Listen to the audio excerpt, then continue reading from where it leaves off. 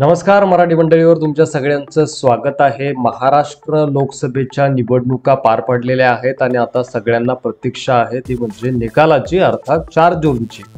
मात्र कोणत्या त्या 14 जागा आहेत ज्या 14 जागांवर भाजपला पराभवाचा सामना करावा लागणार आहे आणि याचं मोठं नुकसान जे आहे ते भाजपला होणार आहे। त्यातली पहिली जागा आहे ती म्हणजे चंद्रपूरची। चंद्रपूर मतदारसंघातून काँग्रेसचे बाळू धानोरकर हे 2019 मध्ये निवडून आले होते। त्यापूर्वी हा मतदारसंघ भाजपचे हंसराज अहिर यांच्याकडे होता। या निवडणुकीत बाळू धानोरकर यांच्या पत्नी प्रतिभा धानोरकर आणि विद्यमान मंत्री सुधीर मुनगंटीवार यांच्यात लढत झाली आहे। लढायला इच्छुक नसलेल्या मुनगंटीवार यांनी लढतीत रंगत आणली खरी, मात्र तरी सुद्धा धानोरकर यांना मिळालेली सहानुभूती आणि कुणबी समाजाची मतं त्यांना विजयापर्यंत घेऊन जाईल अशी शक्यता व्यक्त केली जात आहे आणि त्यामुळे चंद्रपूर या लोकसभा मतदारसंघामध्ये भाजपचा पराभव होईल अशी शक्यता वर्तवली जात आहे। दुसरा लोकसभा मतदारसंघ आहे तो म्हणजे अमरावती। सर्वांचं लक्ष लागलेल्या अमरावती लोकसभा मतदारसंघात महाविकास आघाडीचे बळवंत वानखेडे यांचा विजय निश्चित मानला जात असला तरी भाजपच्या उमेदवार नवनीत राणा आणि त्यांचे समर्थक मात्र नवनीत राणा याच विजयी होतील असा आत्मविश्वास बाळगून आहेत। मात्र या मतदारसंघात अल्पसंख्याक आणि दलित समाजाची मतं निर्णायक ठरणार असून प्रहारचे उमेदवार दिनेश बुब यांनी रंगत आणली आहे। तरीही धनशक्ती विरुद्ध जनशक्ती असा नारा दिलेल्या निवडणुकीत महाविकास आघाडीचे काँग्रेसचे उमेदवार बळवंत वानखेडे यांचं पारडं अमरावतीमध्ये जड मानलं जात आहे आणि त्यामुळे अमरावतीची जागा सुद्धा भाजपला गमवावी लागू शकते। पुढची जागा आहे धुळ्याची। धुळे लोकसभा मतदारसंघावर गेल्या 15 वर्षापासून भाजपचे विद्यमान खासदार सुभाष भामरे यांचं वर्चस्व राहिलेलं आहे। या मतदारसंघात मुस्लिमांची मतं नेहमीच निर्णायक ठरत आलेली आहेत। मात्र काँग्रेस आणि वंचित बहुजन आघाडीच्या उमेदवारांमध्ये ही मते विभागली जात असल्यानं त्याचा फायदा भाजपला होत होता आणि त्याच्या विरोधात महाविकास आघाडीच्या शोभा बच्चाव यंदा निवडणुकीच्या रिंगणामध्ये आहेत। मात्र यावेळी मुस्लिमांची जी मतं आहेत ती महाविकास आघाडीकडे राहण्याची शक्यता असल्यानं बच्चाव यांच्या निवडून येण्याबाबत अधिक शक्यता असल्याचं म्हटलं जात आहे। त्यामुळे धुळ्याची जागा देखील भाजपला गमवावी लागू शकते। पुढची जागा आहे ज्या ठिकाणी भाजपचा पराभव होईल अशी शक्यता आहे ती म्हणजे दिंडोरी लोकसभेची। या मतदारसंघात विद्यमान मंत्री भारती पवार या पुन्हा एकदा निवडणुकीच्या रिंगणात उतरलेल्या आहेत। भारतीय जनता पक्षाने पुन्हा एकदा पवार यांच्यावर विश्वास टाकलेला आहे। मात्र मतदारसंघातील जनतेमध्ये भारती पवार यांच्याबद्दल विशेष नाराजी आहे असं बोललं जातंय आणि त्यामुळे महाविकास आघाडीने पहिल्यांदाच रिंगणात उतरवलेल्या भास्करराव भगरे या उमेदवाराला प्रचंड प्रतिसाद मिळताना दिसत आहे। त्यामुळे या मतदारसंघात महाविकास आघाडीचा उमेदवार जिंकून येण्याची शक्यता वर्तवली जात आहे। तर भाजपचा दिंडोरीमध्ये पराभव होईल आणि ही जागा सुद्धा भाजपला गमवावी लागू शकते। 14 पैकी पुढची जागा आहे जी भाजपला गमवावी लागू शकते ती म्हणजे भिवंडीची। भिवंडी लोकसभा मतदारसंघामध्ये विद्यमान खासदार आणि मंत्री कपिल पाटील यांना पुन्हा एकदा भाजपनं संधी दिली आहे। तर या मतदारसंघात राष्ट्रवादी काँग्रेसने बाळ्यामामा म्हात्रे यांना उमेदवारी दिली।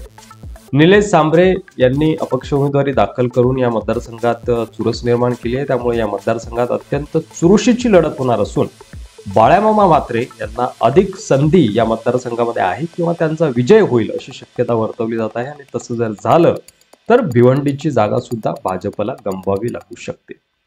पुढची जागा आहे जी भाजपच्या हातातून जाऊ शकते ती म्हणजे साताऱ्याची, जिथे प्रतिष्ठेची निवडणूक आहे उदयनराजे भोसले यांच्यासाठी किंवा भाजपसाठी। साताऱ्यामध्ये भाजपचे उमेदवार उदयनराजे भोसले यांच्या विरुद्ध शरद पवार गटाचे शशिकांत शिंदे यांच्यात थेट लढत झाली।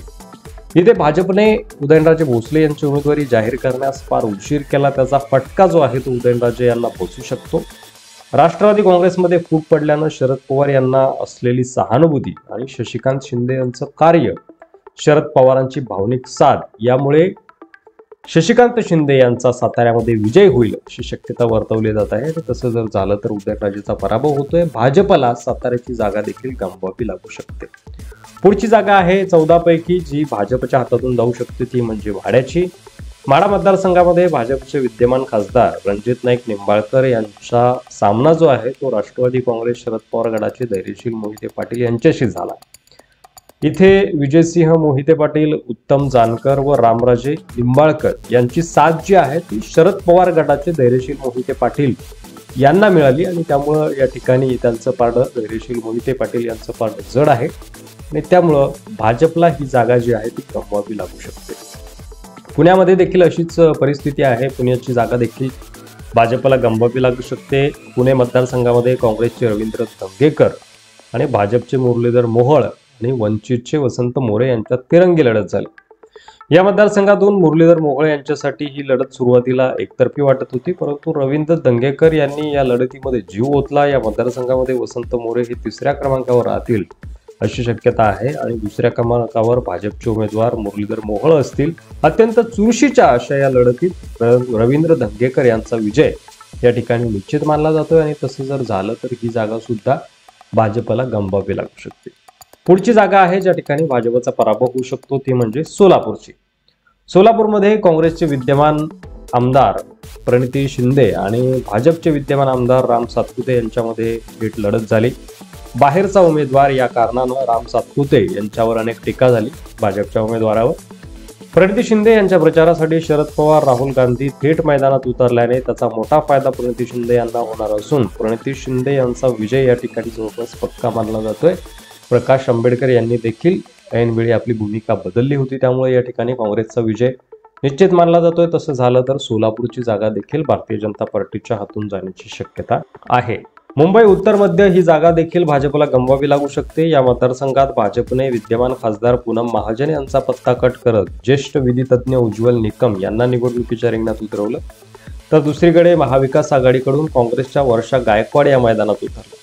वर्षा गायकवाड यांचा या ठिकाणी निसटता विजय होईल. जास्त मताधिक्याने विजय होणार नाही, मात्र तरी सुद्धा वर्षा गायकवाड विजयी होतील असं बोललं जातं, अशी शक्यता वर्तवली जाते आणि त्यामुळे या ठिकाणी हा मतदारसंघ भाजपला गमवावा लागू शकतो.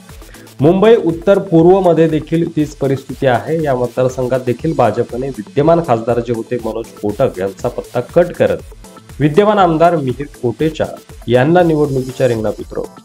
महाविकास आघाडीकडून ठाकरे गटाचे संजय दिना पाटील हे मैदानामध्ये होते. ही लढत थेट मिहिर कोटेच्या विरुद्ध संजय दिना पाटील अशी रंगली.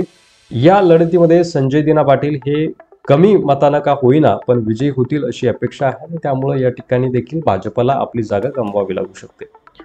रत्नागिरी सिंधुदुर्ग या मतदारसंघात भाजपकडून केंद्रीय मंत्री नारायण राणे यांना अखेरच्या क्षणी उमेदवारी देण्यात आली आणि शिवसेना ठाकरे गटाचे विद्यमान खासदार विनायक राऊत यांनी तोपर्यंत आपल्या प्रचाराला सुरुवात देखील केलेली होती. नारायण राणे आणि विनायक राऊत यांच्यामध्ये ही काटेकी टक्कर असून यामध्ये विनायक राऊत बाजी मारतील, अर्थात हॅट्रिक पूर्ण करतील अशी शक्यता आहे असा अंदाज वर्तवला जातोय. आणि राणेंचा या ठिकाणी पराभव झाला तर रत्नागिरी सिंधुदुर्ग या लोकसभा मतदारसंघाची जागा देखील भाजपला गमवावी लागू शकते. पुढचा मतदारसंघ आहे 13वा, तो म्हणजे जालना मतदारसंघ.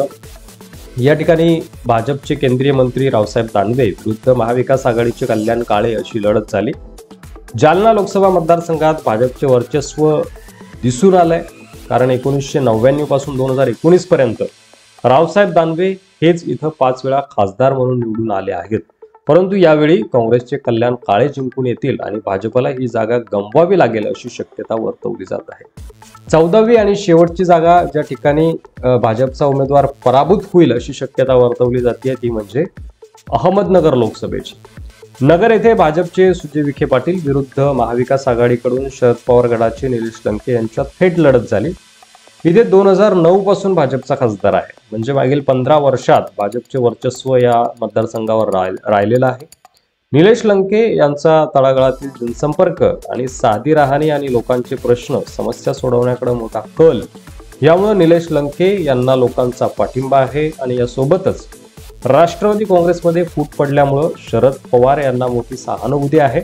याचा फायदा देखील निलेश लंके यांच्या विजयाला कारणीभूत ठरू शकतो असं राजकीय विश्लेषकांचं मत आहे. त्यामुळे ही जागा सुद्धा भाजपला गमवावी लागू शकते. तर या होत्या महाराष्ट्रातील 14 लोकसभेच्या जागा ज्या ठिकाणी भाजपचा पराभव जवळपास निश्चित मानला जातो. यामध्ये कोणत्या जागेवर आमचा अंदाज चुकलेला आहे किंवा विश्लेषकांचा अंदाज चुकलेला आहे ते आम्हाला कमेंट बॉक्समध्ये लिहून नक्की कळवा. या व्यतिरिक्त तुमचं मत काही असेल तर ते देखील कमेंटमध्ये कळवा आणि अशीच व्हिडिओ पाहत राहण्यासाठी आपल्या चॅनलवर नवीन असाल तर सबस्क्राईब करा, व्हिडिओ जास्तीत जास्त शेअर करा. पुन्हा भेटू पुढच्या व्हिडिओमध्ये. तोपर्यंत रजा घेतो. धन्यवाद. जय महाराष्ट्र.